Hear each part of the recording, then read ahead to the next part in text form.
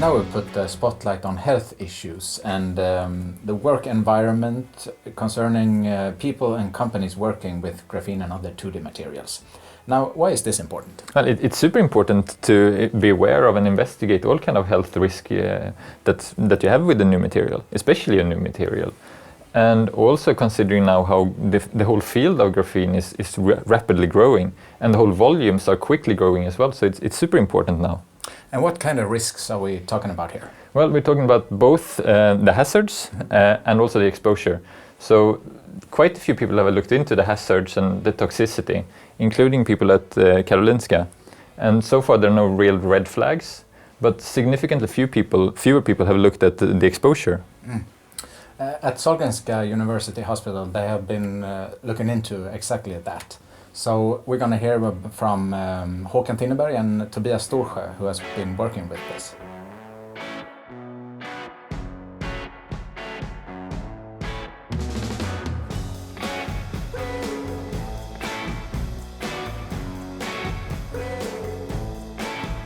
We start to work with graphene and graphene exposure after being contacted from SIO Grafen, and they had questions from different small businesses how to deal with it in a work environment, to see if there are any risks with the exposure and so on.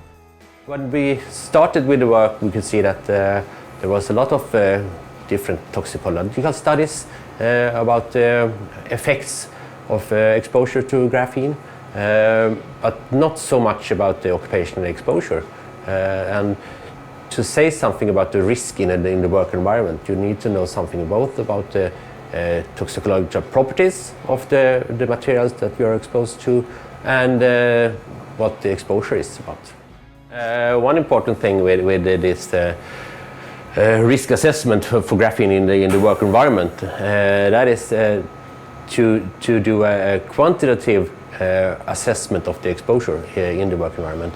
And what have been published before is mainly, qualitative assessment of the exposure with the analysis with SEM or TEM or something like that, to see what kind of graphene exposure it is.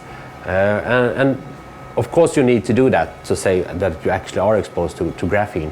But if you want to have an occupational exposure standard, what's then an acceptable level, then you need to know the quantitative exposure. And one way to do that is measuring elemental carbon, as graphene is elemental carbon. We have developed and validated a method for measuring elemental carbon as a measure for exposure to graphene in the work environment.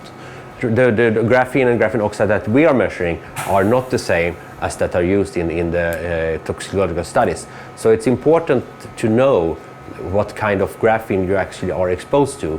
And when you do the toxicological studies, you need to know the actual occupational exposure. And that's two different things. And we don't think that what you are exposed to is not that much studied in the tox studies. So we need to know more about what you actually are exposed to, the kind of graphene, and the different sizes, letter size, and the thickness, and so on for graphene. When doing the measurements in the work environment, we cannot only use this measurement of elemental carbon. You need to have several different techniques to really know that you're measuring graphene. So we use a lot of different instrumental techniques for measuring nanoparticles, larger particles, black particles, and elemental carbon. So the last few years we have gathered a lot of experience in measuring occupational exposure to graphene. We have done measurements both in laboratory scale but also in industry scale.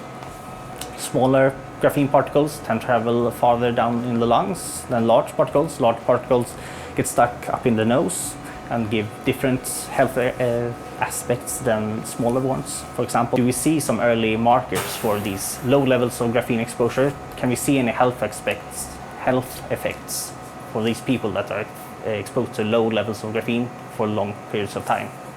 We're able to locate the point in the procedure or process where the exposure is the largest. And that is a very important aspect for the different companies or industries that's working with graphene, to be able to locate these points in the process that are the most likely to give high exposure to, for example, graphene.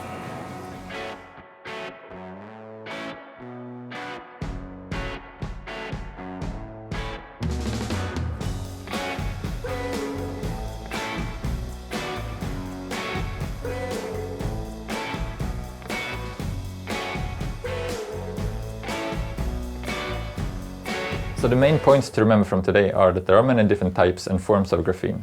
And this is important both in different products, but also in the exposure. And although we haven't seen any red flags, it's crucial to stay on top. And important organizations and the right people are involved. But we should also remember that there is a risk when handling powders. But risks are okay, as long as we know how to handle it and manage it properly.